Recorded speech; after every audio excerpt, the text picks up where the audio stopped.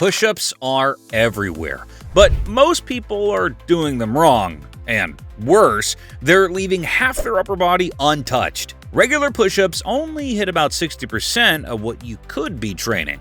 But the 6 variations I'm about to show you crank that number way up, activating more muscle, protecting your joints, and building the kind of strength that's useful. So, let's get into the first push-up. Have you ever wondered how some guys' arms fill out a shirt while others look like they skipped arm day for a decade? That's often a tricep issue. Diamond push-ups fix that fast. By bringing your hands close together, thumbs and index fingers forming a diamond under your chest, you shift the load onto your triceps and inner chest. It's a small adjustment with a massive payoff. This variation doesn't just torch your arms, it also recruits more of your core, making your entire midsection work to stabilize your body as you rep it out. It's like sneaking an ab workout into your arm day. You'll notice more definition and less wobble in your push-up game. It also sharpens your mind muscle connection. You can't just go through the motions here, you have to focus. And that level of control translates into every other pressing movement you do. Keep your elbows tucked instead of flaring out. Lower until your chest is just above your hands and push back up while keeping your body in a straight line. If that feels like too much, drop to your knees and build up. Most people mess this up by arching their lower back like they're auditioning for a limbo contest. Don't be that guy. Engage your glutes, squeeze your core, pretend someone's watching your form, even if it's just your dog. Now, if you thought diamond push-ups look effective, just wait until the last variation, where your entire body gets worked in one movement. But for now, let's talk about the next one. Most people stop at the top of a push-up, but there's another inch of movement that does wonders, especially for shoulder stability. The push-up plus adds one extra step. After you finish the movement, push a little further by spreading your shoulder blades apart like you're trying to round your upper back. That activates a muscle most people ignore, the serratus anterior. It's the one that wraps around your ribs like a seatbelt. Why does it matter? Because a strong serratus helps stabilize your shoulder blades and keep your upper body moving the way it's supposed to. Weak serratus? That's how injuries sneak in. That's also why your shoulder presses feel a little off, or why your posture starts collapsing mid-set. This move builds shoulder health from the inside out. It's like doing maintenance work on the scaffolding holding your upper body together. Not flashy, but essential. And honestly, it just feels good. When you do it right, you'll feel a subtle burn in that underarm zone that's been asleep since 2004. This variation is especially powerful if you've ever had nagging shoulder discomfort or poor posture from years of sitting. Do it right, and you'll feel like you installed new shoulder joints. Start on your knees if you need to. Just don't skip the plus. It's where the real magic happens. The third variation has a name you won't forget. Spider-Man push-ups take everything you already know about push-ups and throws in a twist that lights up your core, especially your obliques. These are the muscles running down the side of your torso, the ones that make your waist look carved and help you rotate like an athlete, not a robot. Here's how it works. As you lower into a push-up, bring one knee toward the same side elbow. Then return to the start and repeat on the other side. It sounds simple until your abs start firing like they're on double duty. Even though it's a tad bit challenging, this is one of my favorites to do, simply because it's like a full-body workout.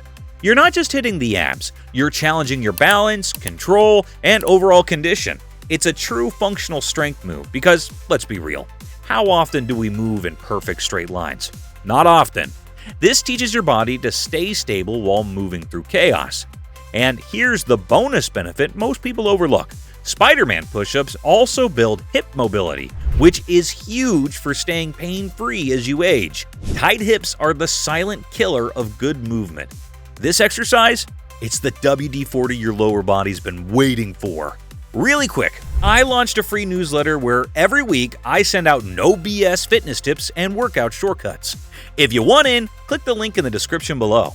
But anyway, by doing these Spider-Man push-ups consistently, you'll start to notice better posture, looser hips, and more control through your entire core. If you play golf, run, or just want to move through life without creaking like a wooden cabinet, this move delivers. Just make sure to keep your hips level and your movement smooth. Don't rush, don't twist. Most people mess this up by letting their knee fly out to the side or throwing their hips around like they're in a Zumba class. Stay tight. You're not breakdancing, you're building a better body. The next one looks even more ridiculous, but it'll train your shoulders in a way most people completely ignore. The pike push-up is an underrated shoulder-building machine. Start in a V shape, hips up, head between your arms.